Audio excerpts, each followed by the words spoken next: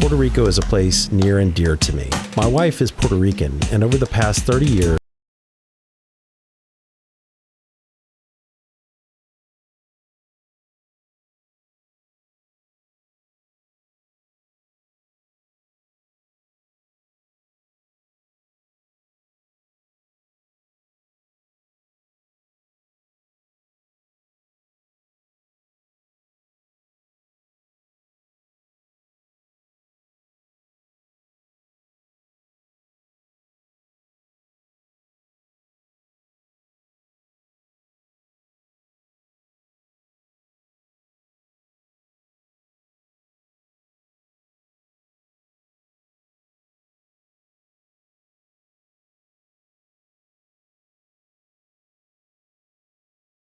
to hear those stories.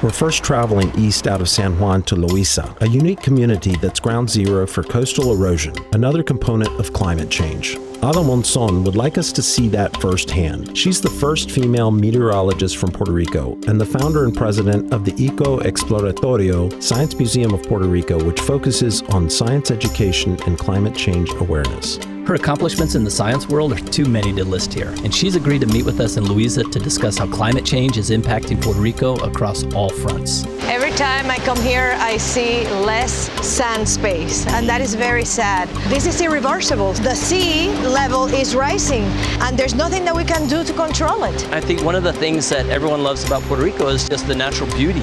God gives you all of this, and then he gives you hurricanes.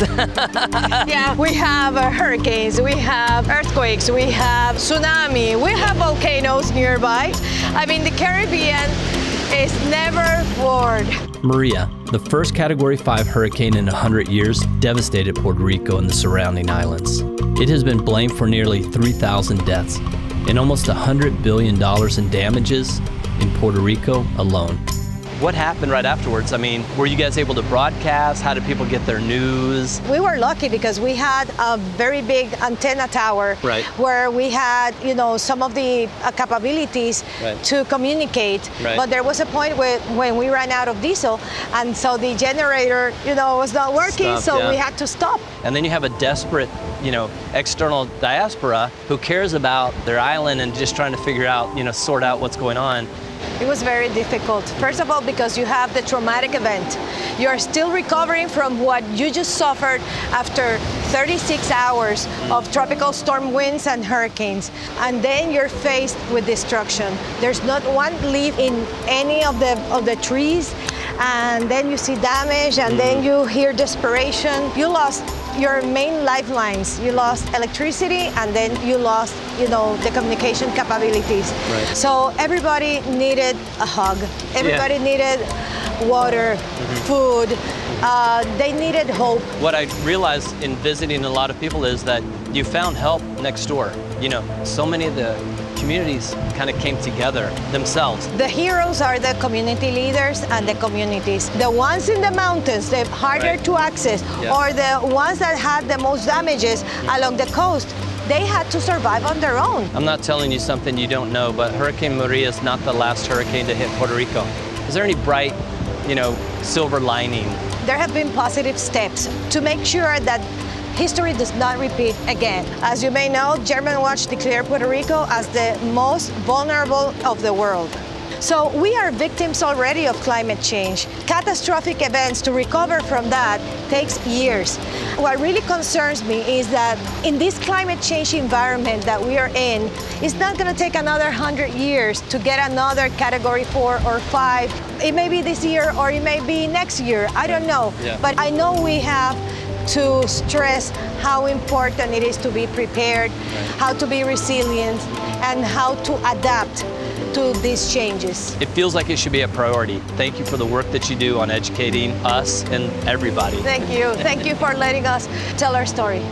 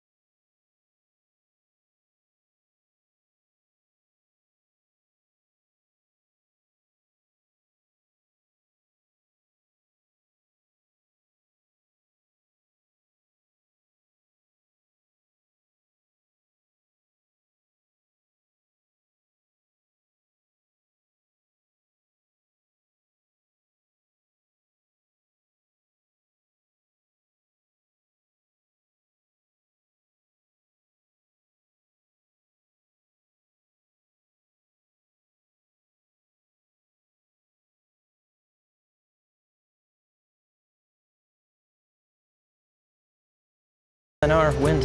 Have you ever caught a pitcher that threw 160 miles an hour? Even with the destruction, they did manage to surprise us with some local baseball eats. Pizza empanadilla. See? This is chicken, and then this is a cheese dog. Wait, that's a cheese dog? Yeah, that's a cheese dog. Pretty good though. Puerto Rican cheese dog.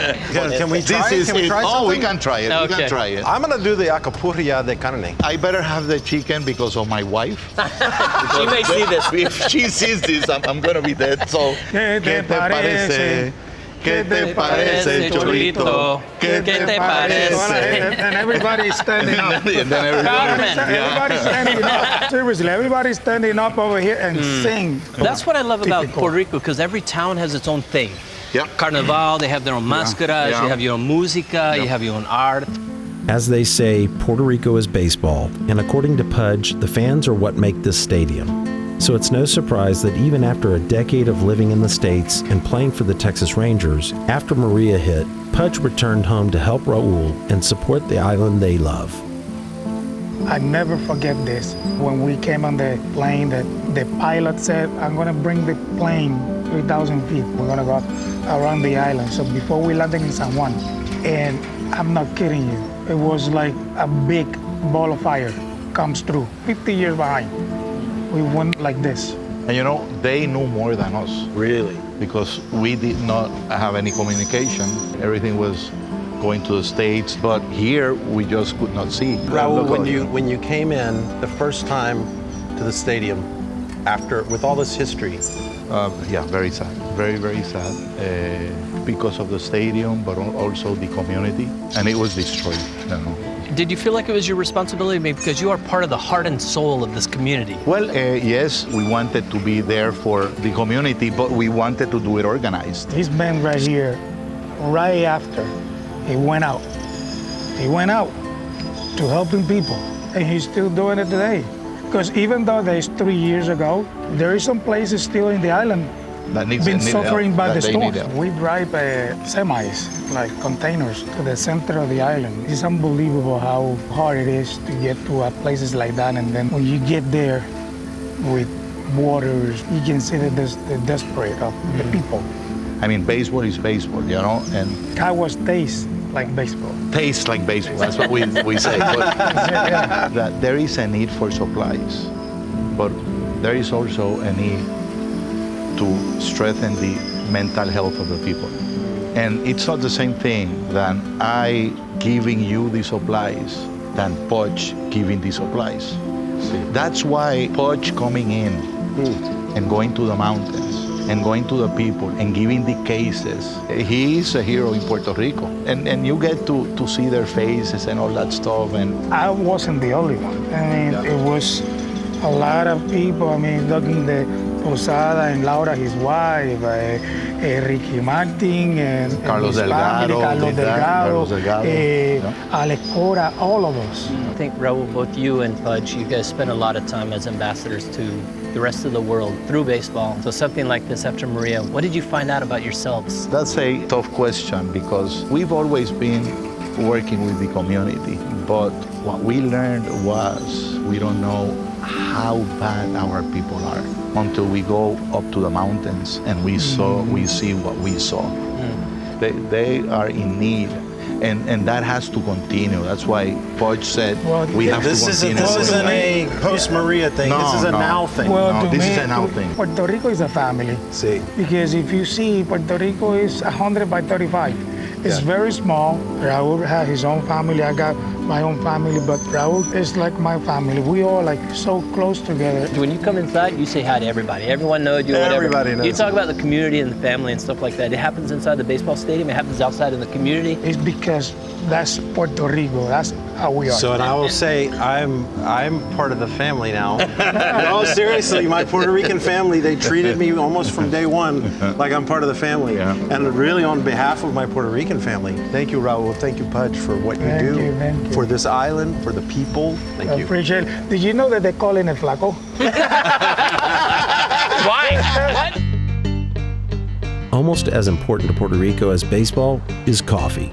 So when Maria wiped out 80% of the coffee plants, it is difficult to understate the catastrophic effect that it had on the island's economic infrastructure. We went with Pudge to his hometown of Vega Baja to take a tour of his sustainable coffee farm and to meet Herman. Here they partner with hundreds of local farmers to replant the lost coffee crop and buy back the final product, effectively kickstarting the post-Maria coffee revitalization. What you're seeing here is what we call here the chapolas, small plants that came from the coffee beans. Yeah, we have over here our coffee beans samples, when they are raw. I'm full. And it doesn't smell like coffee at this point. Yeah. That sandbank is already, and from there, in about 60 days, we get to this point. A lot of consumption is here on the island, right? We drink a lot of coffee. It's part of our history, of our culture. We've had coffee for 284 years. We all have family members who used to plant coffee in the island. So for us and for Pudge, it's so important to be part of this industry. Very important for me. I drink a lot of coffee. So it's very Much of the success that they have is due to integrating new sustainable technologies and practices. We're using biodegradable paper.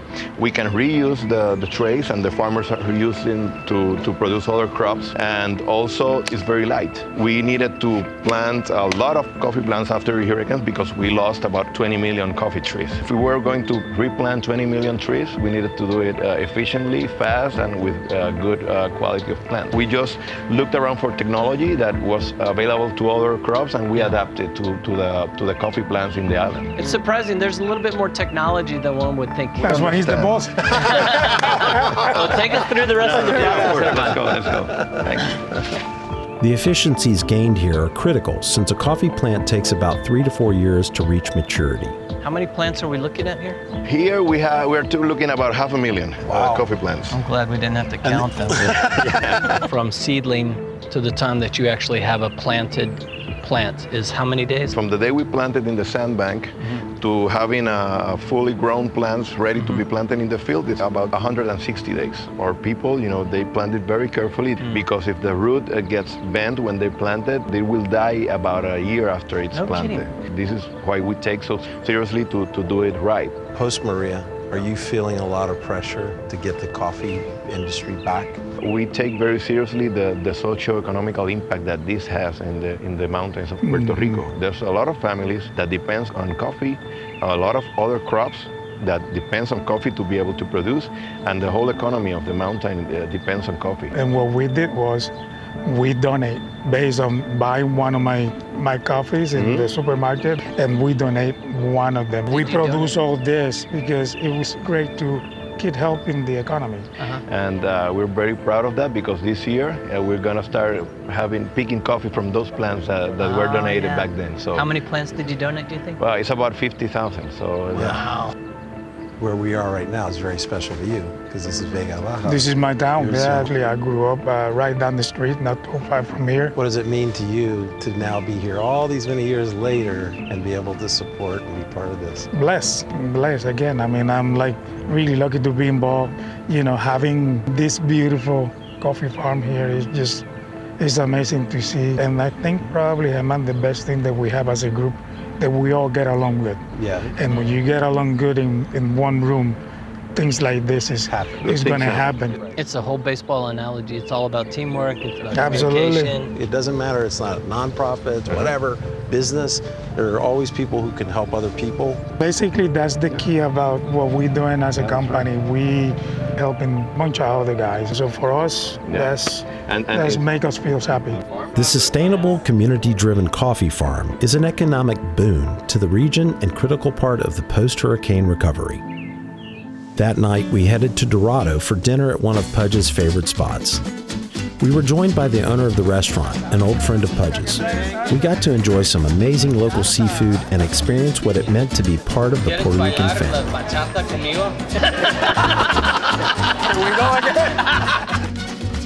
As we traveled farther into the interior, we saw what the future of community-driven sustainability might look like in the remote mountain town of Adjuntas. Casa Pueblo, a community self-management project committed to protecting natural, cultural, and human resources. Alexis and Tanti founded Casa Pueblo over 40 years ago. They now run it with their son, Arturo, a passionate advocate for their story. A story that begins in the 1980s with an unsustainable open-pit mining proposal in their community. Their grassroots effort to oppose it, and the single person they convinced to show up to their first protest. One guy protesting. One guy. Not a popular idea back then. We realized knowledge itself is not enough. We know about climate change. We know about global warming. We have a lot of knowledge, but that's not going to change our reality itself. We need to change our culture. We need people to understand, to embrace the conflict, to participate as a community, to do something about it, and then you get transformation. And this is the same main square 15 years after. We were able to communicate, people were participating, and we succeeded. The point is, we evolved from protesting to proposing alternative to deal with other realities of the community, and also to engage in building up those proposals. And they made good on that. Their little community organization effort has grown to include a school built in the first community-managed forest, an ecology lab and music room for community education, an art gallery, radio station, and even a cinema. The amazing thing? All of this runs on solar power, generated right here in the community. They realized all the way back in 1999 that energy was key to community strength on an island threatened by climate change. Maria was a perfect example. You know, we have a total blackout from the centralized units. The same thing happened with the earthquakes. It's not only bad for the environment, it's very expensive for the community. So what we have been promoting is energy generation at the point of consumption. It's a metaphor for so many other things too, right? Yes, you build a more resilient, stronger community, and you're democratizing energy generation. Power, energy as power. Energy is a capacity to do work. Whoever controls energy generation is controlling the means for production. After Maria, many areas were without power for 6 months or even a year. Casa Pueblo remained an energy oasis because they had the resources to repair damaged solar panels without waiting for the government to send help. They even maintained one of the only functioning radio stations, which made them crucial in relaying communication during local disaster response efforts. In the newly built solar cinema, an educational theater run on solar power, Arturo explains what is different about their community-led response. Government responses, they're top-down, but when you see bottom-up approaches, it's people putting their heart, their commitment, feel the sense of urgency and necessity, and that's the driving force. And it's not a single solution, it's not a single response. What you're gonna see is a multiplicity of responses. But also sustainable responses that can live on. It's not to rewire what was there before. But if you look at Juntas, you're gonna see a lot of things happening that have changed the local reality, and it means that we are better prepared to confront future challenges. We have our own culture, history, language, and yet we are a U.S. territory since 1898. What you see in Puerto Rico right now is a model of dependency. Part of our mission is to break that model of dependency, and energy self-sufficiency is one means to break that. Another thing is we need economical self-sufficiency, and for Casa Pueblo, we don't get funding from the government, it's from our own resources. And Café Madre Isla, we process coffee as a means to generate resources for everything we do. Taking control of our own destiny is also a pathway for self-decolonization. I love that. So Arturo, you guys have been kind of expanding out into the community, and I know in the plaza you guys have some things going on. The plaza in every Puerto Rican town is kind of the center of activity, right? What we're doing is changing the energy landscape of the community. And going to the La Plaza is like the capstone of what we're doing. And the idea is we're setting a solar microgrid to energize the central part. The local business are gonna see reductions in their energy cost, but most of the money and the resources is gonna be wealth generated within the community to help low-income families also reach energy security. After Social reinvestment. After a hurricane, it happens in a couple of days, and then the damage lasts, years potentially. But with solar, it's sun shining a couple of days later, So all of a sudden they're up and running again, and they're able to sustain. It feels like you guys are much stronger today than pre-Maria. Oh yes, That's by far. Now you have a mean not only to decolonize, to deal with poverty, for economic activation, to build resilience for the community. And as we show that we can do it for Adjuntas, this is something that can be replicated in other municipalities, and we can do it for the whole country. Yeah. Why not the Caribbean? What a long evolution, that's happened from the time that your parents kind of came up with this idea to now that it's not so hard to get people to understand what it is that you're doing because they've seen it. It's a community effort, and we're pushing together. When you think about protecting the natural resources, pushing forward for local development and energy for everyone, that's a new scenario where people can come together and actually agree on how to move forward for the better of the community. It was a tremendous pleasure to sit down and have coffee with Arturo and his mother. It was inspiring to see how their family had partnered with the community they belonged to in order to make it stronger and more prepared for the future. And this is what's so easy to love about Puerto Rico.